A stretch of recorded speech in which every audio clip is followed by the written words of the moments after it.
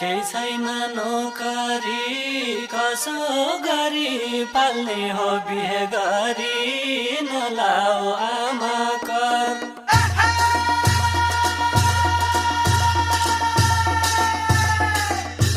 केही छैन नोकरी कसो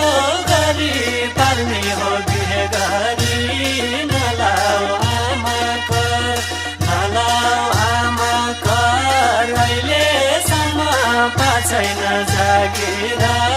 कसको पर्नु भर नलाऊ